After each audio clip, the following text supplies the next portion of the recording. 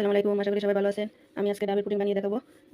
রমজান তো সামনে চলে আসছে, আর সারাদিন রোজা রেখে ঠান্ডা ঠান্ডা ইফতার করতে অনেক ভালো লাগে। তাই আমি এখানে ডাবের পুডিং বানাবো শাঁসওয়ালা ডাব দিয়ে। আমি একটা শাঁসওয়ালা ডাব বাজার থেকে কিনে নিয়ে এসেছি। এখন পানিটা বের করে নিয়েছি। পানিতে আমি এখন ছেঁকে নেব। পানিটা চাকা হয়ে যাচ্ছে। তারপর এখানে আমি দিয়ে দেবো 1 কাপ চিনি। আপনারা আপনাদের প্রয়োজন মতো চিনি দিতে পারেন মিষ্টি অনুযায়ী। আমি 1 কাপ চিনি দিয়েছি। এখানে আমি দিয়ে দেবো আগার আগার পাউডার। আমি 2 চামচ আগার আগার পাউডার ব্যবহার করেছি। আগার আগার পাউডারটা একটু বেশি দিলে ভালো হয়, জমাট বাঁধতে ভালো হয়। আমি এখন শাঁসটা কুড়ে নেব। এই যে একটা দিয়ে দেখছেন, এরকম একটা থাকলে আপনারা এটা এভাবে তুলে নেবেন, নাহলে কাঁটা চামচের সাহায্যে তুলে নিতে পারেন, ছুরির সাহায্যে তুলে নিতে পারেন। আমি এখন একটা হার্শিপ বক্স নিয়েছি, আর সেটার মধ্যে আমি সাজিয়ে দিয়েছি। আরও 2টা বাটি নিয়েছি, ওটার মধ্যে আমি দিয়ে দিয়েছি। আর বাকি আরও রেখে দিয়েছি, মধ্যে দিয়ে দেবো। এখন আমি পাতিলটা চুলাতে বসিয়ে নিলাম। বসিয়ে দেখেন জাল করে নিয়েছি, বলক চলে আসছে। এখন আমি 2 মিনিট জাল করে নেব। জাল হয়ে গেছে। এখন আমি একটু নামিয়ে নেড়ে চেড়ে ঠান্ডা করে নিতে হবে নেব। ভালো করে নাড়তে হবে, নাহলে জমাট বেঁধে যাবে। এখন আমি চামচের সাহায্যে অল্প অল্প করে দিয়ে দেবো। আমি একটু দিয়ে আবার এই শাঁসগুলো দিয়ে দিচ্ছি। এখন আবার দিয়ে দেবো, দিয়ে একটু অপেক্ষা করবো। এই দেখেন শক্ত হয়ে গেছে, জমাট বেঁধে গেছে। এখন আমি এটা ফ্রিজে রেখে দেবো, 2 ঘন্টার মতো রেখে দেবো ফ্রিজে।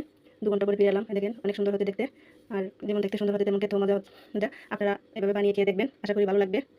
এবার উল্টিয়ে আমি দেখেছি, এখন কেটে দেখে দিব কতটা মানে দেখতে যেমন সুন্দর হয়েছে, কতটা ভালো হয়েছে আপনারা দেখলে বুঝতে পারবেন। আর না খেলে তো মিস করবেন। এভাবে বানিয়ে খেয়ে নেবেন। আল্লাহ হাফেজ।